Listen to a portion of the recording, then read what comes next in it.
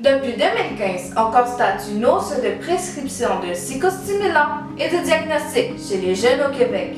C'est ce qui en ressort des études menées sur le TDAH par l'Institut national d'excellence en santé et en services sociaux.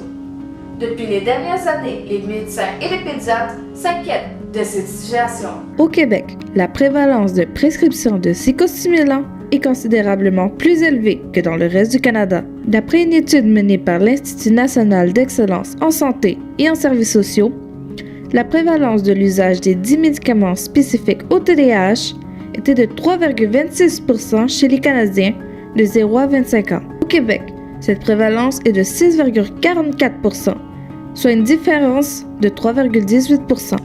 Ça dépend comment l'évaluation est faite. Si l'évaluation est faite trop vite par un professionnel qui ne regarde pas vraiment toutes les autres causes possibles, c'est à ce moment-là qu'on peut voir qu'il y a des médicaments qui sont prescrits alors que la cause des difficultés de l'enfant, c'est pas nécessairement un TDAH. En janvier dernier, une cinquantaine de médecins, dont 45 pédiatres, ont lancé un cri du cœur dans une lettre ouverte, voyant le nombre de prescriptions de médicaments augmenter chaque année. Une des causes est le manque de ressources disponibles.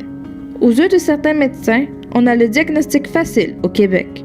D'après la docteure Annick Vincent, au Québec, on n'a pas assez de médecins pour les besoins qu'on a.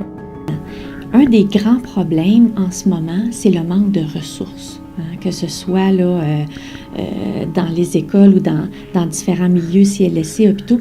Le manque de ressources, c'est le manque de professionnels formés pour bien soutenir les familles par rapport à la gestion du TDAH. Tu sais, quand on dit qu'il y a surmédication, c'est parce que c'est le moyen le plus accessible. La médication est quelquefois perçue comme étant une pilule miracle qui vient aider les jeunes et les adultes. Cependant, ce traitement ne règle pas tout. Il arrive que parfois, le corps réagit mal. Des effets secondaires peuvent apparaître quelque temps après les premières prises de médicaments. C'est le cas de Jade Sivigny, diagnostiquée à l'enfance. En fond, moi, mon médecin m'a prescrit du Bifontaine. Dans le fond, c'est un médicament qui est plus facile. C'est comme pas trop lourd, mais c'est comme pas trop léger. Fait que ça a quand même été super dur au niveau du corps.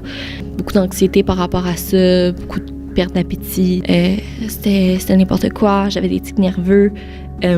Pendant ma jeunesse, même que je m'arrachais les sourcils puis les cils tellement que c'était stressant avec les médicaments.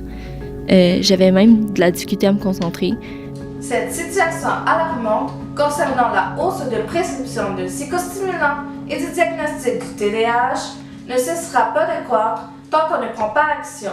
Les médecins sont présentement à la recherche de solutions efficaces pour régler ce problème.